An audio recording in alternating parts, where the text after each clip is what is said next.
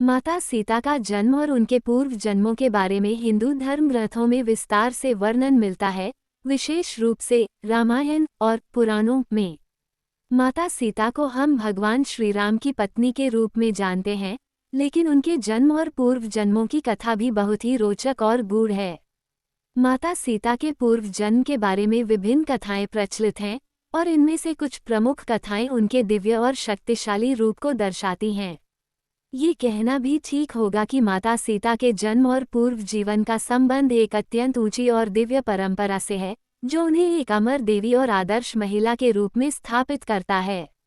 माता सीता का जन्म मिथिला के राजा जनक की पत्नी सीता के गर्भ से हुआ था। ये जन्म एक चमत्कारी घटना के रूप में हुआ, जिसे पृथ्वी से उत्पन्न होना कहा जाता है। एक बार राजा जनक खेतों में हल चला रहे थे और हल चलते वक्त उन्हें पृथ्वी से एक कन्या मिली, जिसे उन्होंने उठाया और अपनी पुत्री के रूप में पालन किया। सीता का पूर्व जन्म। माता सीता के पूर्व जन्म के बारे में कई पौराणिक कथाएं हैं।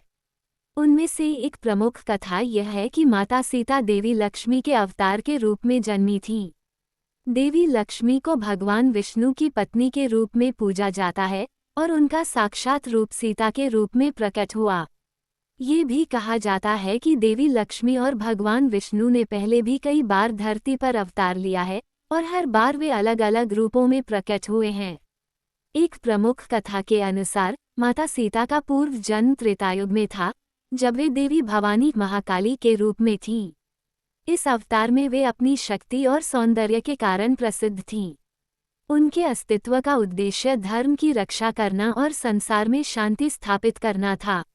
सीता का राक्षस रूप में जन्म। एक अन्य कथा के अनुसार सीता का जन्म पहले राक्षस रूप में हुआ था, लेकिन उनकी आत्मा और चरित्र में दिव्यता थी।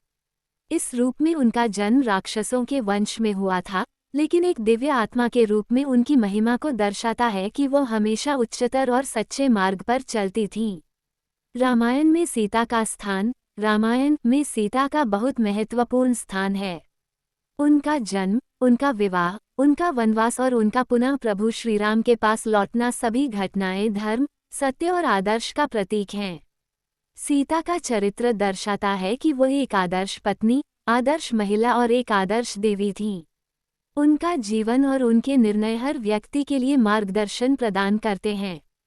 सीता और देवी लक्ष्मी का संबंध। जैसा कि पहले बताया गया, माता सीता देवी लक्ष्मी के अवतार थीं। देवी लक्ष्मी भगवान विष्णु की पत्नी हैं, और त्रेतायुग में वह श्रीराम के रूप में पृथ्वी पर आए थे। इसलिए सीता और राम का संबंध आध्यात्मिक और दिव्य था, क्योंकि दोनों का उद्देश्य धर्म की रक्षा और संसार में सत्य की स्थापना था। अयोध्या से सीता का वनवास। राम और सीता का जीवन एक आदर्श जीवन था। उनका विवाह हुआ और वे एक साथ अयोध्या में सुखपूर्वक रहते थे। लेकिन जब राम को वनवास मिला, तो सीता ने अपने पति का अनुसरण किया और उन्हें वनवास में साथ दिया। उनका ये कदम दर्शाता है कि एक पत्नी अपने पति के साथ हर सुख दुख में संजीवनी होती है। सीता की पुनः वापसी। सीता का जीवन त्रेतायुग में कई उतार चढ़ावों से भरा था, लेकिन अंत में वह अपने पति श्रीराम के पास वापस लौट आईं। इस समय भगवान राम ने उन्हें अपनी सत्यता और पवित्रता का सम्मान दिया। सीता की महिमा। माता सीता को उनके अद्वितीय बल, पवित्रता, साहस और समर्पण के लिए हमेशा श्रद्धा से याद किया जाता है।